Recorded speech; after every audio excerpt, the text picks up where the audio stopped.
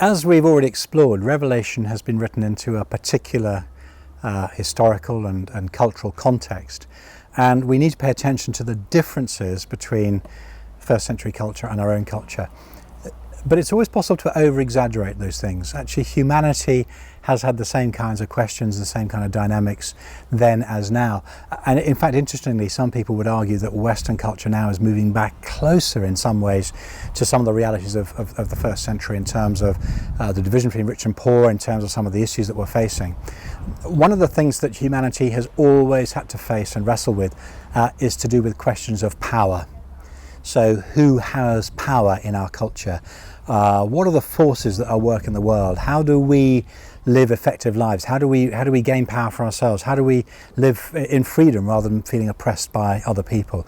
And actually, we see those kinds of questions around in the news and television and contemporary programs and issues that are being explored. And it was very present, those questions were very present in the ancient world. The way that power was configured was very different, but the questions that people had was the same. And it's not surprising that we see questions of power coming to the surface all the time in the book of Revelation. In fact, one of the reasons why people dislike the book, one of the reasons why they object to it, is it seems to constantly be focusing on questions of power. God is portrayed as all-powerful, and some people would say, well, is this just a very masculine image of a male God, dominating people?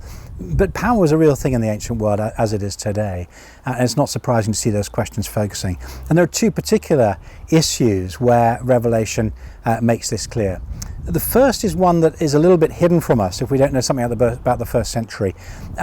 Very often the way that people in the first century would kind of express their concerns about power would be telling stories about the gods.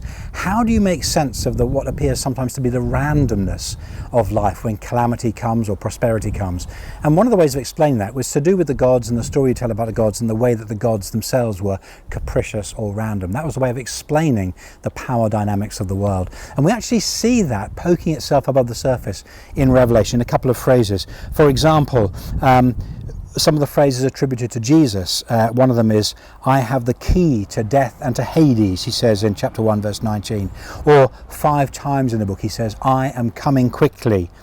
Or 4 times he says, I am the Alpha and the Omega, the first and last letters of the Greek alphabet, signifying that he is the beginning, the origin of all things, and he is the end, he's the goal of all things. So that kind of gives a framing sense of the power dynamics of the world. Now, most people would say those are pretty regular Christian sayings about Jesus. We find them in hymns and songs that we sing. What's interesting is that they only occur in the book of Revelation. And the other really fascinating thing is they don't actually originate there. Actually, John or Jesus are quoting from Greek magical cults, and in particular the cult of a goddess called Hecate. And if you want to know about Hecate, you can find out all about her on the internet. And in fact, you can even find out how to join her cult. There are instructions and you can sign up, which is one of the wonders of the use of the internet today. Technology to connect us back with pagan culture.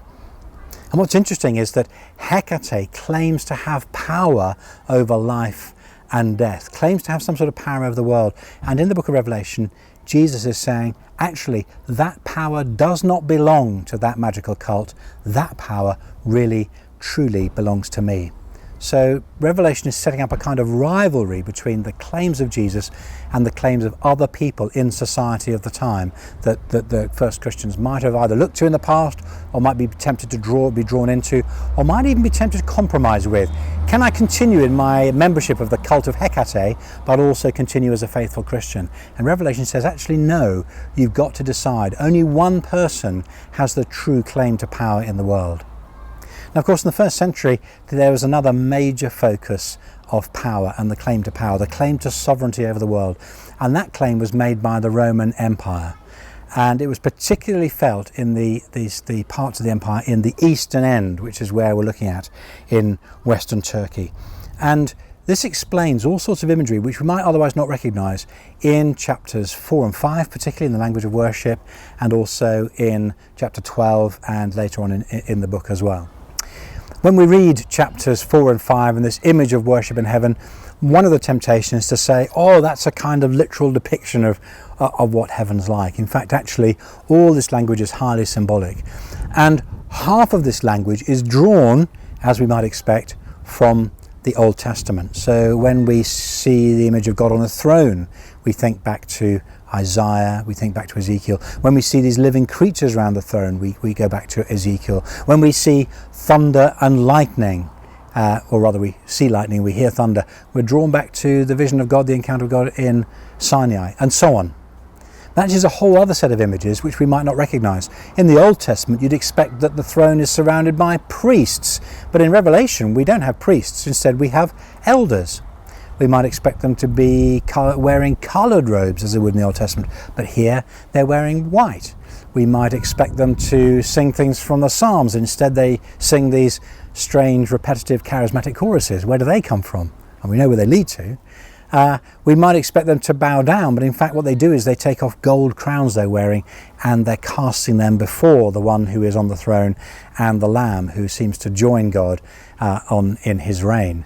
And all these ideas don't come from the Old Testament, but they actually come from the practice of the worship or the obedience, the honouring of the emperor. The emperor would travel around on a sort of portable throne around the empire, and it'd be in a throne room. You'd have to open a door and enter it to go in.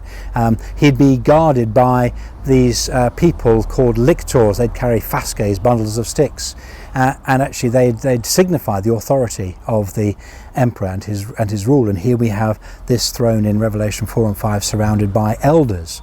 Elders would rule in cities which submitted to the authority of the emperor. When the emperor came to visit the cities, the elders would go out of the city and they'd bow down, they'd cast their crowns down in order to signify that the authority they exercised was the authority that actually belonged to the emperor.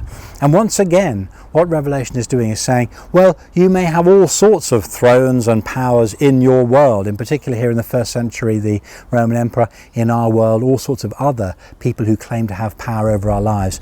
And the book of Revelation says, actually, in truth, that power belongs to God alone. That power comes from God, as Paul says in Romans, as Jesus says to Pilate, you only have authority because God himself has given it to you. Therefore, for all these powers and authorities we have in our world, we shouldn't bow down to them. We should recognize their power comes from the one true God and from Jesus. And it's to him that we owe our allegiance, and it's to him that we should truly bow.